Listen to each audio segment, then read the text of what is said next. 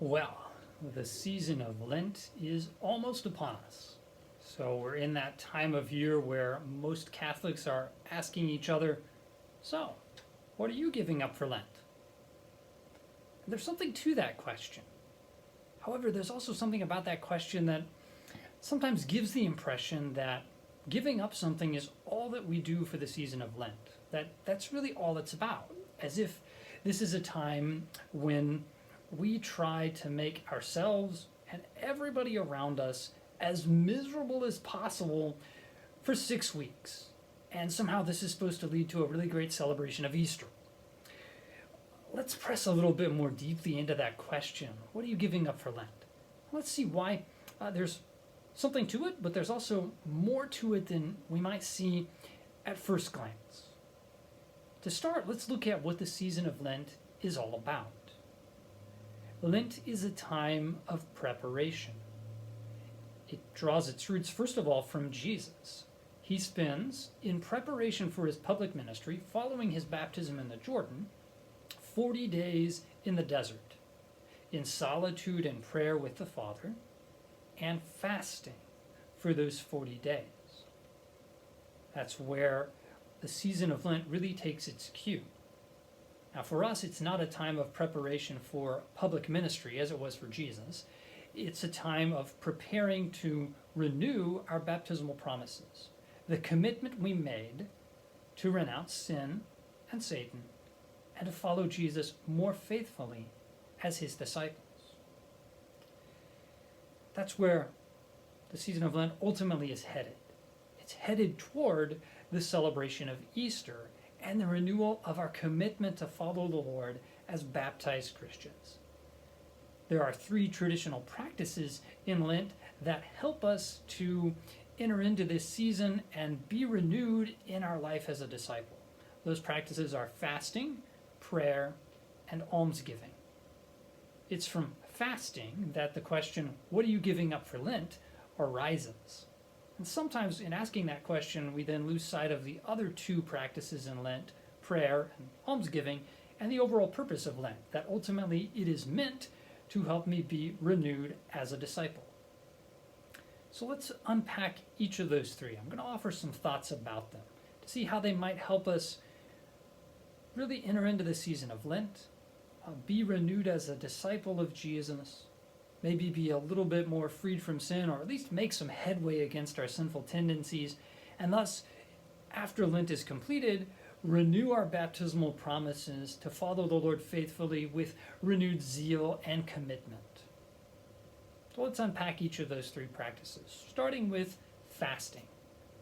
So fasting, whether it's actually not eating or abstaining from particular foods, or abstaining from or giving up other things like TV or social media. All of it is a form of self-denial that I voluntarily take on. It's a little way of saying no to myself, exercising self-control. Now, that saying no to myself is not an end in itself. If it's just fasting and that's all, then I'm really engaging in a diet more than a spiritual practice. I exercise self-denial, fasting or abstinence, in order to gain greater self-control and self-possession. That then leaves me more ready to say yes to God and others. So fasting is a tool or a means to growing in charity and generosity and readiness to follow God in my life. So when I look at my Lenten fasting, or what I'm giving up for the season of Lent, I should keep that longer view in mind, that it's meant to help me overcome my sinful tendencies and grow in charity. So the type of fasting that I engage in should help me to do that. So when I look at my fasting or what I've given up for the season of Lent, if it's something that's going to make me excessively grumpy, it's probably not the best choice. If it makes me less than charitable rather than more charitable, I probably need to consider something else as my fasting for the season of Lent.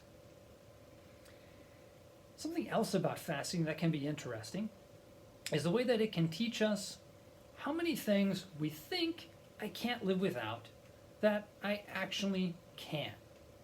So often I run across people who think that they just can't live without this. These wonderful smartphones that do a lot of really great things in our lives. Yet, these shiny screens have such a way of just capturing our attention and leaving us doing this most of the day. And I know a number of people that they try to really curtail that during the season of Lent. And I think it's a good thing because it really helps me realize that even though I think I can't live without it, I really can. Fasting can have that beneficial side effect. It can also help me appreciate the things that really are truly good. There's someone I know who every year gives up chocolate for Lent. I know that sounds a little bit lame and a little bit like, come on, that's just something we did when we were kids. How is that really helping me? But what this person observes is how after the season of Lent, after having done this for 6 weeks, that first piece of chocolate that they have on Easter Sunday is like the best piece of chocolate every year. Like that fasting helps them to appreciate how this really is something truly good. So it can have this benefit as well. The time of fasting in the season of Lent can help me appreciate the truly good things in life, the joys that God really has built into his creation, and how they are legitimately good and meant to be enjoyed. Now, the ultimate point of fasting, as the church fathers like to remind us, is to help us overcome sin in our lives. What God desires most that I would fast from is sin. So whatever I choose as fasting during the season of Lent, whatever I give up, should be something that ultimately helps me to make some headway in this. So those are some of my thoughts about fasting. It trains me to say no to myself, and that leaves me more ready to say yes to God and others in my life. So whatever my fasting looks like, whatever your fasting looks like, I hope that it's something that achieves that end. It's important for us to remember that fasting is not the only thing that we're invited to undertake in the season of Lent. As I already kind of mentioned, fasting by itself, without prayer and without almsgiving, is really just a diet. So let's look at the other two practices as well. So the second practice, in addition to fasting, is prayer. Now, I'm not going to go into ways of praying, methods of prayer at this time. I'll post some links to some other videos that have some tips and some starting points for you if you're interested in that or you find yourself in need in that. I want to speak more generally about prayer at this time. It's all about relationship, our relationship with God. It's something to which he is tirelessly inviting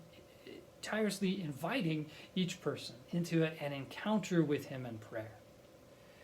And relationships take time. So more than anything else, in the season of Lent, we're invited to take time for God. We're invited to be more intentional about entering into prayer as relationship. That is a time of speaking with God honestly about everything that concerns me, as well as taking time to be silent and listen to God. Conversation is a two-way street. Relationships are a two-way reality. And if a relationship is going to grow and deepen, each person in the relationship has to be willing to share what's going on with me and to listen to and receive from the other what's going on with them. God is always ready to share himself with us. The question is whether or not you and I are willing to make the space to receive. So being more intentional about speaking to and listening to God in the Lenten season is a really helpful thing. I find something very helpful in this is to be more intentional about the practices of prayer that I already have. Rather than adding something new, let's just renew and deepen what's already there. There can be a tendency in our lives to treat prayer as just one more thing on our list of tasks to accomplish today, and I just check it off and move on to the next thing. For myself, as a priest, I know that this happens particularly around the Liturgy of the Hours. This is something that all priests make a promise at their ordination to pray daily. The Liturgy of the Hours consists of 5 offices each day, Each of those offices is composed of a few psalms, some other scripture readings, and prayers. And it is all too easy for me just to open the book, plow through each office, check it off, and move on with my day. And I find for myself in the season of Lent being more intentional about slowing down and really paying attention to the word of the Psalms and the other scripture readings. Maybe even pausing and talking to God about what struck me, listening for what he's trying to tell me through those words of scripture. I find this to be really helpful in the season of Lent, really helpful of renewing my relationship with God. So I think in Lent, prayer, that emphasis, that practice, is really meant to help deepen our relationship with God. So whatever that looks like for you in the Lenten season, I invite you to focus on what's going to help you really deepen your relationship with God.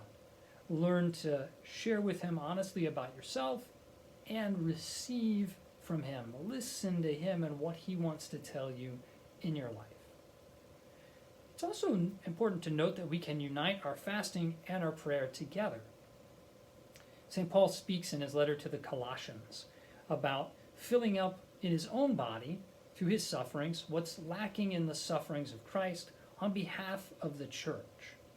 He unpacks this reality that Jesus somehow makes room in his suffering on the cross for you and me to share in that, in the sufferings that we experience, even in the voluntary self-denial and fasting that we might take on during the Lenten season. I can join that to his cross, so that if I've decided to, say, give up social media, when I have that tug to pick up my phone and start scrolling, instead I turn to Jesus and I offer that little self-denial to him. Jesus, this is for you and for souls. Thus, my fasting becomes a form of intercessory prayer because it's joined to Jesus' redeeming work on the cross. So this is how we see that the practices, prayer and fasting, actually go together and complement each other during the Lenten season, and frankly throughout our life as Christian disciples. So those are some of my thoughts about prayer. Then there's the final practice, that of almsgiving or works of mercy. This is really about saying yes to God and others. If fasting is primarily about learning how to say no to myself, this is where the fasting and the prayer that I engage in during the Lenten season should bear fruit in greater charity, generosity, mercy in my life. Certainly during the season of Lent, I encourage you to make monetary donations or donation of items to local charities as well as worldwide charities.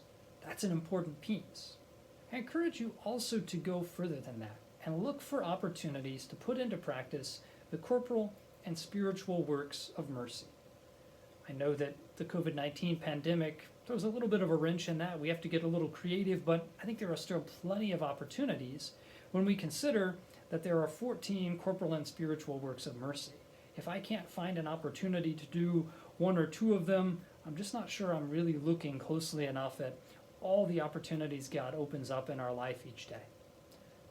The corporal works of mercy are to feed the hungry, clothe the naked, give drink to the thirsty, welcome the stranger, visit the sick, visit those in prison, and bury the dead. The spiritual works of mercy are to admonish the sinner, instruct the ignorant, counsel the doubtful, comfort the afflicted, bear wrongs patiently, forgive others willingly, and pray for the living and the dead. If we stop and look at that, there's a lot there. And even in the midst of a global pandemic, I can still find ways to accomplish 2 or 3 of those in my life. So I invite you to consider ways that you might pick 1 or 2 or 3 of those that you want to put into practice more intentionally during the Lenten season, and unite that with your fasting and prayer so that they bear the fruit of greater mercy, generosity, and charity in our lives, greater love for neighbor and love for God. So those are my thoughts about these practices during the Lenten season: fasting, prayer, and almsgiving. All 3 of these practices are meant to help renew us in our commitment to following Christ as his disciple. Renew us in his grace and in our relationship with him. and prepare us to renew with greater zeal the commitment we made at our baptism to renounce sin and to follow God faithfully in our lives. I hope this was helpful for you in preparing to enter into the Lenten season. Thanks for checking out this video, and God bless you.